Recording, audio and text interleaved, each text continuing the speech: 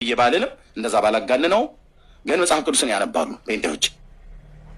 አሁን የዚህ ልጅ መስለም በጣም ነው ውስጤን ያንገበገበኝ አልኳችሁ። እና በዚህ አጋጣሚ ጉዳይዲያን የምታውቁት ስልኩ ካላችሁ በውስጥ መስመር ላኩልኝ። በልተውት አይቀሩም ወንድሜን በእውነት አለሽ እንደ አንቺ ጉዳይዲያ ስልክ ጸዲ እኔ የለኝም። እናንተ ጋር መጥቶ ለምንድን ነው ያልያዛችሁት? መጀመሪያ ራስሽ አይደለሽ ያስወጣሽው ከኛ ጋር ከኔ ጋር ራስሽ። አረኛ ተደረገ እኔ ዛስ ወገዝኛ ጋር ተወገዘ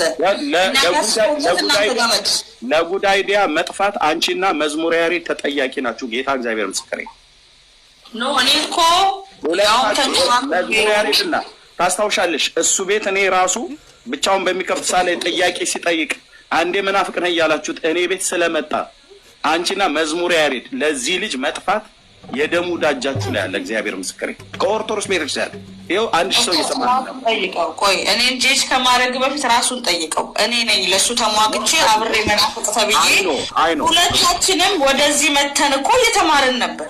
እሱን አውቃለሁ። ወደ አንቺ ጋር መጨረሻ ላይ አንቺ አባብለሽው ወደ አንቺ ጋር መጥቶ አንቺ ጋር እንደምትቀበቃለሁ ግን አንቺም ጋር መጥቶ እንኳን እነ መዝሙር ያሬድ ሲሰድቡት ቤት ከፍቶ ሲገባ እኛ ጴንጤዎቹ ሄደን እሱ ጋር ስንገባ ሞዴሬተር ሰጥቷችሁ ስታወርዱ አንቺ እንኳን በእርግጥ በወቅቱም አይ ቲንክ አድርገሽ ሊሆን ይችላል አላስታውስም። ግን ስንቶቹ ሲያወርዱ እኔ ጋር ሞዴሬተር ሰጥቼው ና እኔ ጋር ብየው ጌታን ተቀበል ብየው ነግሬው ጥያቄን መልስልኝ ብሎ ጥያቄው መልሽልህ ጥቅስ አሳየኝ ብሎ እና በጣም ነው ውስጤን አንገበገበኝ በእውነት እንደ እናቴ ልጅ ነው የቆጨኝ። ባላቀው ሻል እናንተ ችላ አላችሁት ነው እሱ በመጀመሪያ ለቼ መጣኛ ጋር ምንም ትርጉም የለውም። እኔ የገባሁት አሁን እኔ መርሲ ለምንድን ነው ሚዩት የምታደርጊኝ? እኔ እኮ እዚህ ቤት ሞዴሬተር ሁሉ ነበረኝ እኮ ለምንድን ነው የምታነሳብኝ? ኤርሚያስ እኔ ስከፍት ቤት መተሽ ጠይቂኝ። ዋው እንደም ኢምራን ሼር አደረገልኝ መሰለኝ። ካወቅሽ ይሄንን ኮሜንት ይልኝ። አይ ነው ስክሪንሾት ያነሳት ነበር ነው እልክልሻለሁ። እኔ አለኝ ችግር እኔ ልክላት ሄራን ይሄን ልክልሻለሁ።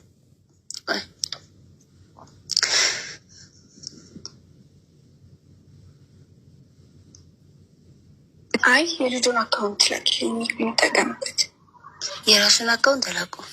አይ ሰዎች የላኩልኝ አካውንት አለና የድሮ ሲከራከር የነበረበትና አሁን ሲሰጥ ሁለቱን አቀናብሮ ልኩልኝ ያሳለ ሌላ የለኝ።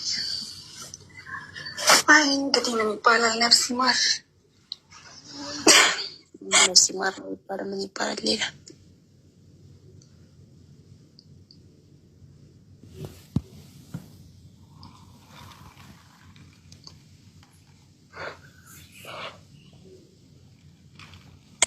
እና ሮዝ ማለት እኮ በሰላም ነው። ዛሬ ምን ሆነሽ? ምን ላይ ነበረው? ብቻ በሱ ጋር ቃልዬ አሞታል። ማርያም በጣም ተሰምቷል። በቃ እንዴት አድርጎ ያስተማረኝ የነበረው መምህር እንዴት አድርጎ የሚሰልመው በቃ ቃል ትንሽ ተረብሻለች እና በዛ ላይ ሀሳቢ እና ቃልዬን እያረጋጋናት ነበረ። አረ በእናትሽን እንትን አደረግሽኝ እኮ ልቤን አጓጓችሁ። አደላኪኛ ሆነ ራሱ አንቺ ምንድን ቃልዬ አዲስ ስራ ነው መሰለኝ እና ለዛ ነው። እኔ ግን እኔ በእንደዚህ አይነት ነገር ምንም ማልረበሸው ጌታ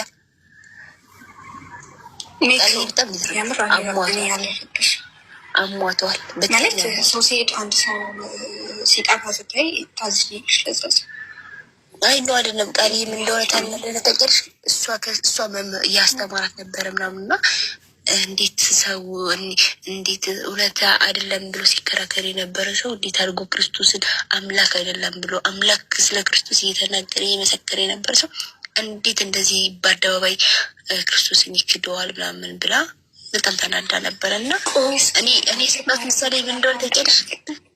ሄራኒ እኔ የሰጣት ምሳሌ ማን እንደሆነ ታውቂያለሽ?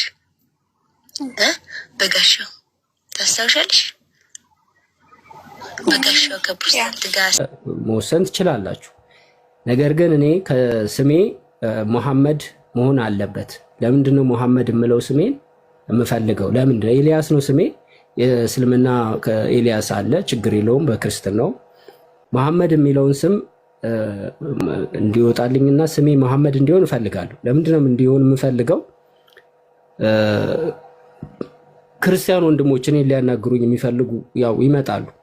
ስለሚመጡ መሐመድ እያሉ እየጠሩኝ እንዲያናግሩኝ ስለምፈልግ ስሜ መሐመድ እንዲሆን እፈልጋለሁ። ፈቃደኛ ከሆናችሁ ማለት ነው። ይህንን ለማለት ነው። ይቅርታ ከታች ስም ያወጡ ስላሉ ኢምራን ይሁንልን የሚሉ ሰዎች አሉ። ፖለቲካ ለመስራት ነው። ግን እኔ ለምንድን ነው መሐመድ የምለው? በአንድ አጭር ነገር ልበላችሁ። ንጽጽር እያደረኩ ባይዘዌ ሌሊት ቀን አፌ ላይ የማይጠፋው ስም የአላህ መልእክተኛ የሚል ነው። ምክንያቱም እንዳለ ሐዲሳቶቹ መጀመሪያቸው ሲጀምር የአላህ መልእክተኛ እንዲህ ብሎ ነው የሚጀምረው ሁሉም ሐዲስ እና ይሄ ስም በቃ እንግዲህ ማረሳው ስበላ ስጠጣ ስነሳ ስሄድ ማረሳው ስም ሆኖብኝ ህሊናዬ ላይ ሲረብሸኝ የነበረ ምክንያቱም እየተቃወምክ እንዴት ሰላም ታገኛለህ? ልብህም ሰላም አያገኝም። እና አንዲትም እርከን ያላገኘውበት ስም እንግዲህ ታላቅ ነብይ እንግዲህ የነቢዩ መሐመድ ስም ለእኔ የሚገባኝ አይደለም። ነገር ግን ብዙ ሙስሊም አማኞችም ስማቸው መሐመድ አህመድ ይባላል። ወይ መሐመድ ወይ አህመድ ብላችሁ ከሁለት አንዱ፣ ግን መሐመድ ብትሉኝ በጣም ደስ ይለኛል። ስሜ መሐመድ ቢሆን ደስ ይለኛል። ኢምራን ቀጥል። አይ ኢንሻአላህ ጥሩ ምርጫ መርጠሃል። እኔ መሐመድ ልህ ነበረ ያሰብኩት፣ መሐመድ ወይም ደግሞ ሱፊያን ነበር ያሰብኩት። ያው ግን ታውቃለህ ኤልያስም በእስልምና አለ። ግን ኢንሻአላህ የቲክቶክ ስም ወይም ደግሞ ሁለተኛ ስምህን መሐመድ ታደርገዋለህ። ነብዩ መሐመድ ኢንሻአላህ ነብዩ መሐመድ ይበሳቸው ስም ማለት ነው። ያው እንደምታውቀው መሐመድ የሚለው ስም በጣም የተወደደና የኻተመን ንቡዋ የተከበሩት ነብይ ስም ስለሆነ ኢንሻአላህ በሱ ትጠራለህ። ግን እዚህ ጋር መልካም ሐሳብ አንድ ነገር ልናገር፣ ሐሳብ የተምታተም ይስማኝ። ካስተው ድሮ ጀምሮ ይገርማችኋል። መልካም ሐሳብ ነብዩ መሐመድ እያነበ የሚጠራው ነብዩ መሐመድ ሐዲስ ያነብ ደግሞ የሱ ሐዲስ ያላህ መልእክተኛ ትክክል ሪከርድ ራስዋልኝ ያላህ መልእክተኛ ሁልጊዜ ያላህ መልእክተኛ ነበር የሚጠራው። ሲቀጥል ደግሞ አሁን ራሱ ከፍቼ ማሳያችሁ ማለት ነው። ይታያችኋል ብዬ አስባለሁ። ተመልከቱ፣ ዝም ብዬ እንድታዩት ማለት ነው። ያው ድሮ ጀምሮ ራሱ ያው ነብዩ መሐመድ እያነበር የሚጠቀመውና ከዚህ ራሱ በቃ ድሮ ጀምሮ ተስፋ እንደነበረ ያሳያልና መልካም ሐሳብ ማሻአላህ መሐመድ በሚል ይዝዳቅ። እኔ ተስማምቻለሁ።